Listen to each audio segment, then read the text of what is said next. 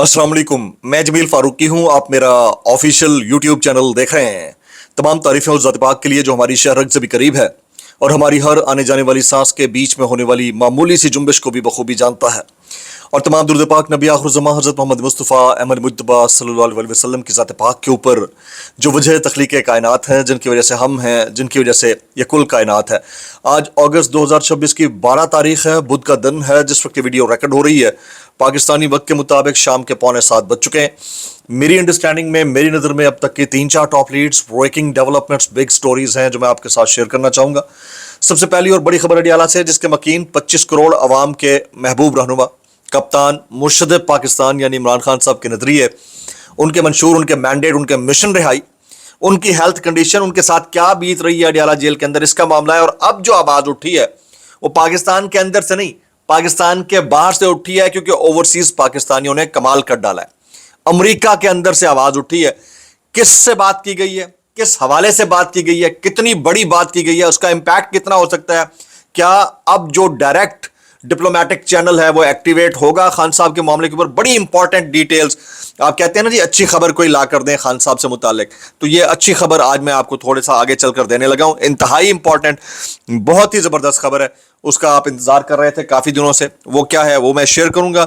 और जबकि पाकिस्तान के अंदर मामला इससे बिल्कुल मुख्तलिफ है कि यहाँ पर ऑस्टेरिटी ड्राइव होनी चाहिए थी, सादगी इख्तियार करनी चाहिए थी। अवाम के ऊपर जो बोझ डाला गया टैक्सेस का, उसका फ़ायदा मुनसफीन को भी पहुंचाया जा रहा है। उसकी कहानी एक अदद हमारे साफ़ी दोस्त लेकर आए हैं। वो कहानी क्या है, उसकी डिटेल्स क्या रहेंगी, वो भी शेयर करूंगा। और पाकिस्तान तहरीक इंसाफ, जिसके बानी कायद यानी इमरान खान साहब की रिहाई के लिए ओवरसीज पाकिस्तानी आवाज़ उठा रहे हैं, विद इन द पार्टी क्या चल रहा है वो भी शेयर करूंगा। इसके अलावा कुछ वायरल ट्वीट्स, वायरल बयानात, और साथ साथ डॉक्टर सुबैल इकराम साहब से मुतालिक भी कुछ मुझे बात करनी है। उनका मामला बड़ा हाईलाइट हो रहा है, वो क्या कहानी है वो भी शेयर करूंगा। इसके अलावा कुछ वायरल ट्वीट्स, वायरल बयानात भी, इसलिए गुजारिश है वीडियो आपने शुरू से आखिर तक देखनी है। एक और गुजारिश, अगर आपने चैनल नहीं किया अभी तक सब्सक्राइब जरूर सब्सक्राइब कर लीजिएगा। बेल आइकन यानी घंटा या घंटी अपने अंगूठे उंगली या साथ रखे डंडे से दबा सकते हैं। इसके अलावा व्हाट्सएप चैनल का लिंक हर वीडियो डिस्क्रिप्शन के अंदर मौजूद होता है, जाएंगे उसको क्लिक करके ज्वाइन कर लेंगे, आपका हमारा राब्ता बेहतरीन तरीके से हो सकता है। आप अक्सर कहते रहते हैं कि एहतजाज करने के लिए हमारे पास ऑप्शन क्या बचा है। एक ऑप्शन आपको फॉर्म 47 के वज़ीर आज़म ने जापानियों की तर्ज के ऊपर एहतजाज करने का बता दिया हुआ था। उस ऑप्शन को आप फॉलो करना चाहें तो कर सकते हैं। ज़्यादा अच्छे तरीके से डिसेंट वे में, बगैर मुंह चिढ़ाए और आवाज़ निकाले करना चाहें तो कमेंट सेक्शन में वही कर दें जो आपके फॉर्म 47 के वज़ीर आज़म ने आपको क्या रखा है। Top story of the day आगे चलकर शेयर करता हूं, उससे पहले इंतहाई अहम डेवलपमेंट विद इन पाकिस्तान क्या चल रहा है ये मैं आपके साथ, हसनात मलिक हैं हमारे साफ़ी दोस्त हैं, उनकी स्टोरी शेयर करने लगा हूं।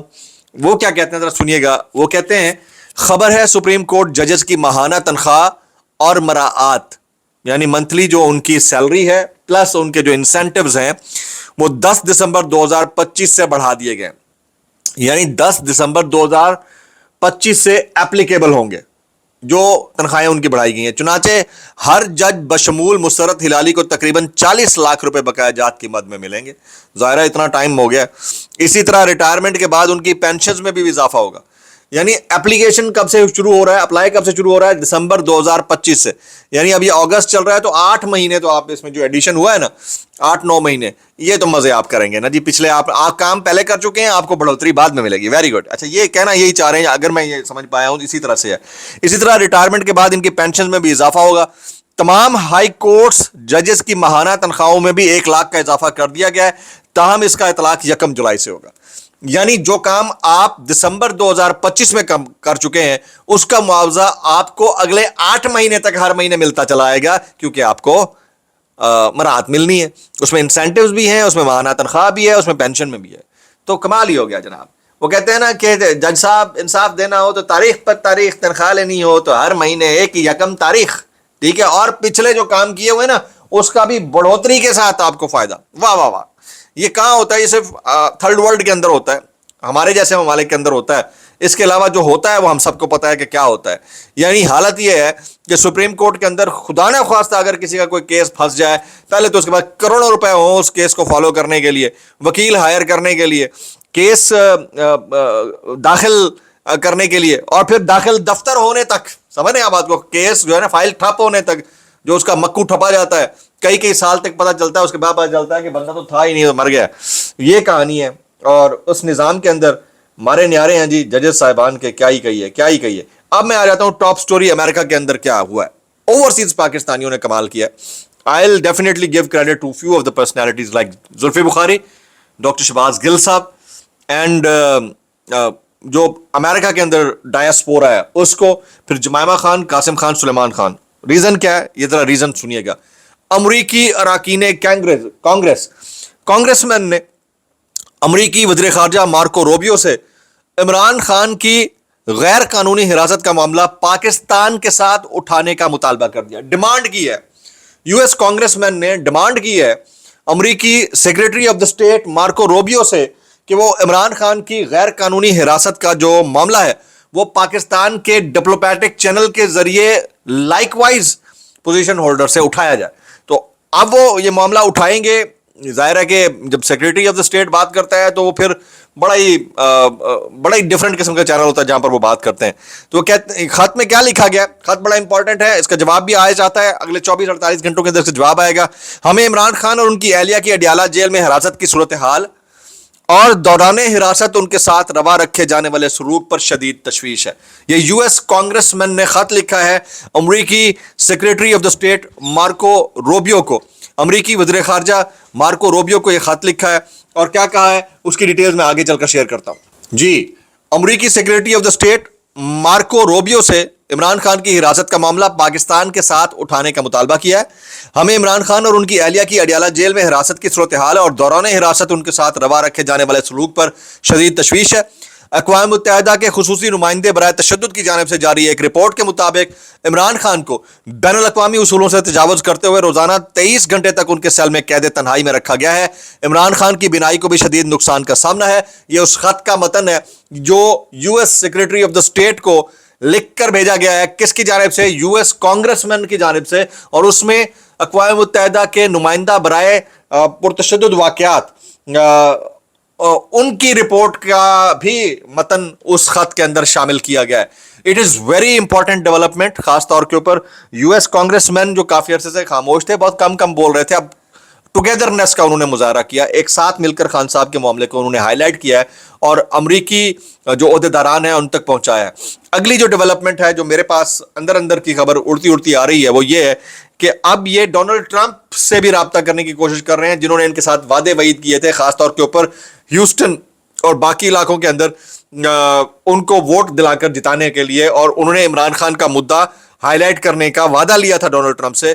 ان سے بھی رابطہ کر کے اب یہ معاملہ اٹھانے کی کوشش کی کہ عمران خان کی جو صحت سے متعلق خدشات ہیں وہ اب ہر گزرتے دن کے ساتھ بڑھتے جا رہے ہیں. تو اوورسیز پاکستانیوں نے کمال ہی کر ڈالا ہے. اوورسیز پاکستانیوں کی اس کاوش کے اوپر آپ ان کے لیے کچھ کہنا چاہیں تو ضرور کہیے گا. میں نے چند نام لے, زلفی بخاری کا جو کیریکٹر ہے وہ قابل تحسین ہے, لائق تحسین ہے. اچھا, اب اس سے پہلے کہ ادھر جو اوورسیز ڈایاسپورا جو کر رہا ہے اس کے جو فروٹس ہیں وہ آیا چاہتے ہیں اور ود ان دا پارٹی کیا ہو رہا ہے, ذرا میں ڈاکٹر سہیل اکرام صاحب کی بات کر لیتا ہوں. بہت زبردست قرت کرتے ہیں, تراویح کے ان کے مداح لائن میں لگ کر تراویح پڑھتے ہیں ماشاءاللہ سے. علامہ ہشام الہی, ابتسام الہی ظہیر فیملی سے آپ کا تعلق ہے, بڑی زبردست خاندانی جو ہے نا مبلغین ہیں اور میں ان کو بڑا سراہتا ہوں. ان کے خلاف خامخواہ پروپیگنڈا شروع کر دیا جی. ایک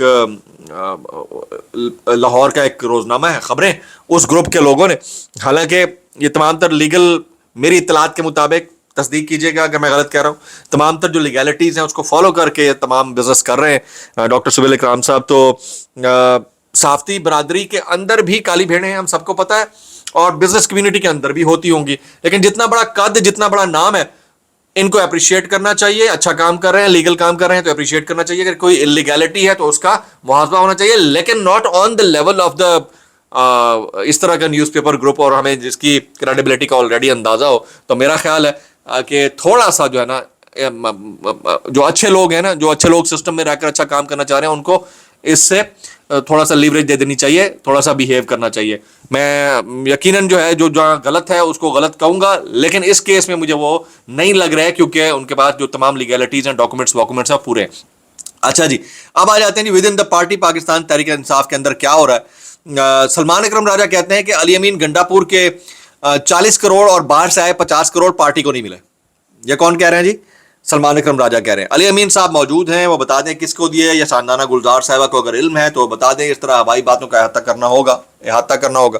اس سے پہلے شاندانہ گلزار صاحبہ نے ان کو ٹارگٹ کیا تھا کہ اتنے پیسے پتہ نہیں کہاں گئے, خرد برد ہو رہا ہے. تو شاندانہ گلزار, علی امین گنڈا پور, مشال یوسف زئی, سلمان اکرم راجہ, یہ مٹ بھیڑ چل رہی ہے, یہ اتھلائندو پتھلائندو چل رہا ہے بھائی. یہ ود ان دا پارٹی یہ ڈرامے بازی چل رہی ہے. آپ چیک کریں کہ آپ کے بانی قائد یعنی عمران خان صاحب کی صحت کا معاملہ اس وقت انٹرنیشنلائز ہے. آپ کا ایک پارٹی عہدیدار جو کہ سی ایم ہے کے پی کے کا, وہ لانگ مارچ کی کال دے چکا ہے, اور آپ کی حالت یہ ہے کہ آپ 50 لوگ بھی باہر نکالنے کی پوزیشن میں نہیں ہے. تو اس کے اوپر بندہ سر نہ دھنے تو اور کیا کرے, مطلب کچھ سمجھ میں آنے والی بات ہے یا نہیں ہے. اچھا, جو ججز کے مراعات کی میں بات کر رہا تھا, اس میں میرا سوال یہ ہوگا کہ کیا یہ مراعات جو ہے جسٹس بابر ستار کو بھی اسی طرح ملیں گی, جسٹس محسن اختر کیانی کو, جسٹس سمن رفعت امتیاز کو, جسٹس عائشہ ملک کو, جسٹس منصور علی شاہ کو, جسٹس منیب اختر کو, یا پھر وہ کون سے تھے جسٹس منصور علی شاہ صاحب, ان کو, ان سب کو تمام, یا جہانگیری صاحب, ان سب کو بھی مراعات جو ہے دسمبر 2025 سے ہی ملیں گی, تنخواہ جو ان کی رکی ہوئی بھی ہوگی یا مل رہی ہے اس کے بعد میں, یا صرف یہ باقی جو ججز صاحبان موجود ہیں ان کے لیے یہ خاص مہربانی ہے. تو یہ چیک کرنا ہوگا.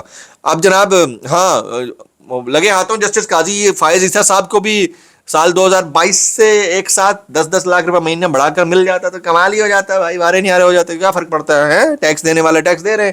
جس طرح پی ٹی وی کے ملازمین کو ٹیکس پیئر کی تنخواہیں, ٹیکس پیئر کے پیسے سے تنخواہیں ملازمین کو مل رہی ہیں, تو وہ کسی کو مل سکتی ہیں. کچھ وائرل بیانات اس ڈسکلیمر کے ساتھ, اگر آپ کو میری بات بھی لکھتی ہے تو معذرت, زیادہ لکھتی ہے انتہائی معذرت, اور زیادہ لکھتی ہے سانو کی, کیسے کر لیتے ہو یار. یہ منیب فاروق صاحب یہ فرماتے ہیں کہ چھوٹے صوبوں کے ساتھ عدلیہ کے متعلق بھی کچھ چیزیں ایجنڈے کا حصہ ہیں. یہ دونوں چیزیں لکھی جا چکی ہیں کہ یہ ہونی ہے. پیپلز پارٹی اور نون لیگ اس پر ایک ساتھ ہوں گی کیونکہ وہ نہیں چاہتے کہ عمران خان کے لیے کوئی راستہ نکلے. تو یہ سوچنا مرکزی قیادت پاکستان تحریک انصاف کا ہے کہ راستہ یا تو آپ نے نکالنا ہے یا راستہ بنانا ہے. یہ دو چیزیں ہیں آپ کے پاس, آپ کو ان دونوں چیزوں کو آن بورڈ کرنا ہوگا. اگر آپ یہ نہیں کر پا رہے تو اس کا مطلب ہے آپ فیل ہو رہے ہیں. ٹھیک ہے نا جی, نہ آپ راستہ بنا پا رہے ہیں, نہ آپ راستہ نکال پا رہے ہیں, نہ آپ کو کوئی راستہ نکالنے دے رہا ہے. تو اس میں کوتاہی کسی اور کی نہیں ہے, آپ کو کسی تیسرے دشمن کی ضرورت نہیں ہے, آپ اپنے لیے خود گڑھا کھود رہے ہیں. اب آ جاتے ہیں متی اللہ جان صاحب کیا کہتے ہیں. متی اللہ جان صاحب کہتے ہیں اس یوم آزادی پر ہم سب کو پاکستان کے خوبصورت قومی پرچم کو اس کے بدصورت ڈنڈے سے الگ کر کے اپنے ہاتھوں میں لہرانا چاہیے. ہم جھنڈے کا احترام کرتے ہیں, ڈنڈے کا نہیں کرتے. اب یہ ایک تمثیل ہے لیکن حقائق بہرحال جو ہے وہ سخت گیری سے تعلق رکھتے ہیں. جو اس کی وضاحت وہ اگر کر دیں خود سے تو بڑی زبردست بات ہو جائے گی, لیکن لگتا یہی ہے کہ یہ بھی سخت نالا ہے سسٹم کے ساتھ.